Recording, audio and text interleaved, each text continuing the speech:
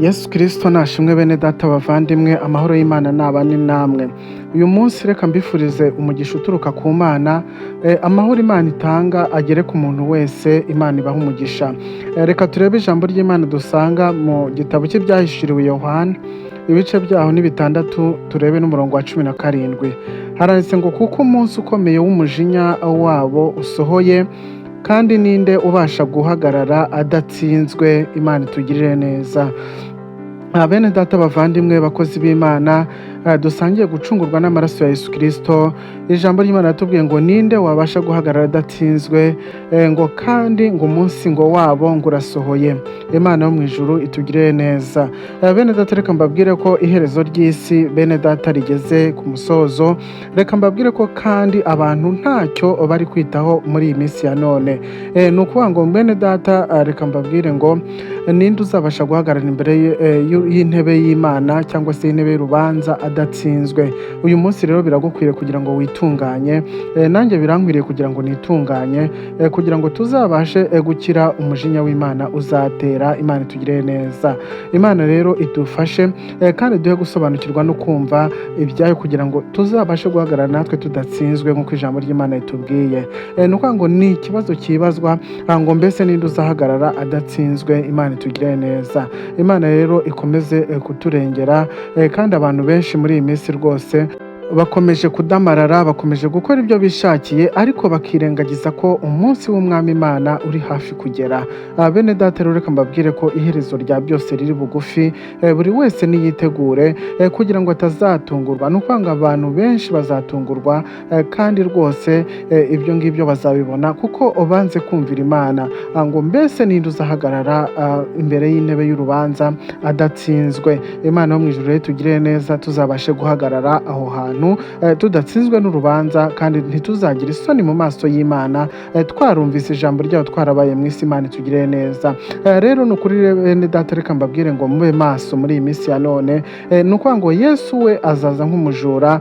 Yesu azaza kandi abantu benshi bazaba batiteguye, kandi ndeka mbabwire ngo bene data, abazaba batiteguye abo ngabo rwose byanze bikunze bazatsindwa. Rero uyu munsi biradukwiriye kugira ngo twitegure, kandi ni ukuri abo Yesu azasanga baramwiteguye, abo ngabo bazajyanwa mu ijuru, ariko abazasanga batiteguye, abo ngabo ni ukuri bazajyanwa mu muriro cyangwa se bazajugunywa ikuzimu, hahandi ho kuborogera no guhekenyera amenyo. Rero bene data icyo nababwira cyo ni ugukomera ku Mana, ni ugushaka Umwuka Wera akatuyobora, kugira ngo natwe tuzahagarare imbere y'intebe y'Imana tudatsinzwe n'urubanza.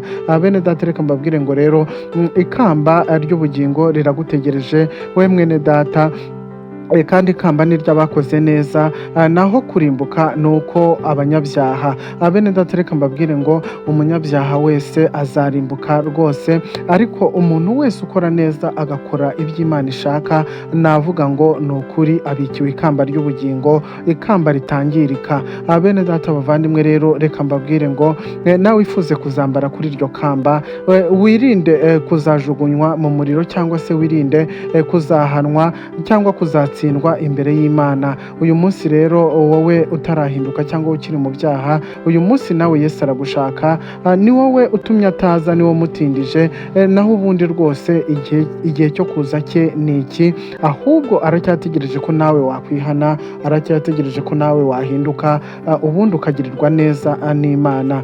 Rero bene data, ifuze kuzahagarara imbere y'intebe y'Imana udatsinzwe n'urubanza, cyangwa se udatsinzwe kandi waramenye ukuri. Imana yo mu ijuru ikomeze itugirire neza.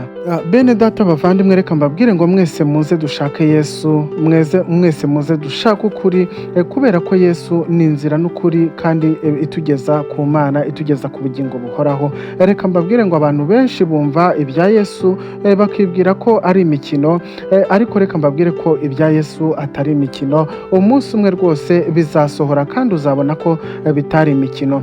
Mwene data muvandimwe rero uyu munsi ntacyo byagutwara ukurikiye Yesu. Uyu munsi ntacyo byagutwara ukoreye Imana cyangwa se ukoze imirimo y'Imana ugakizwa, ukareka icyaha n'igisa nacyo Imana yakugirira neza.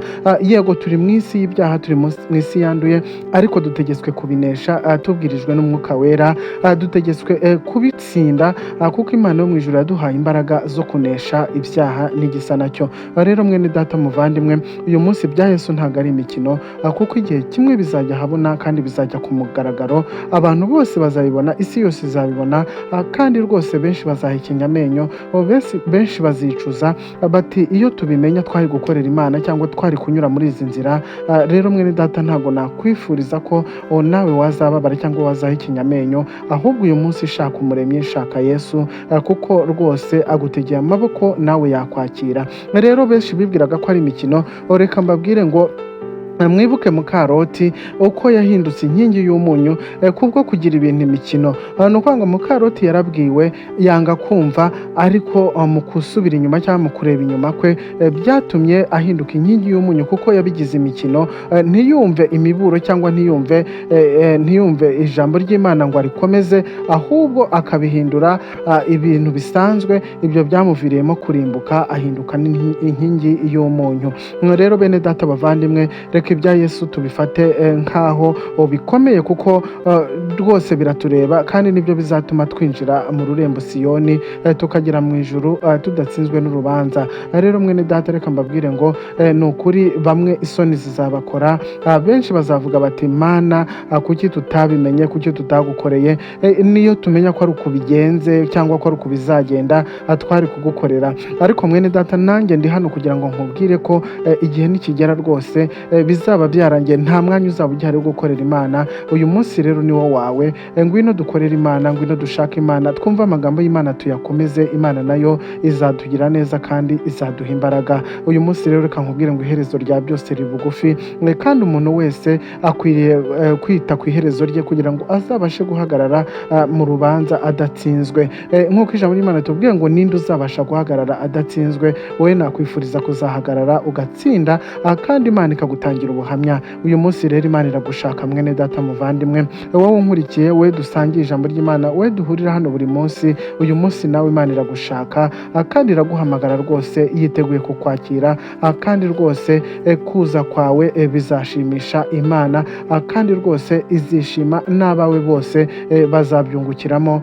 Umugisha uzaba uzanye imbere y'Imana nabo uzabageraho, usange urikijije ariko ukijije n'abandi benshi. Imana rero iguha umugisha, kandi rwose nanjye byashimisha uje tukajya dusangira ijambo ry'Imana, tukumva ubutumwa bwiza, kandi tukazagera ku musaraba amahoro tudatsinzwe n'urubanza. Imana rero ikomeze ibahe umugisha, ikomeze igwize ibyanyu byose, kandi rwose ibarinde, ibahe kumenya no gukurikiza amategeko yayo, kuko ari byo idushakaho. Murakoze cyane rero, ndabashimiye. Amahoro n'imigisha nibyo mbifurije. Shalom, shalom, shalom.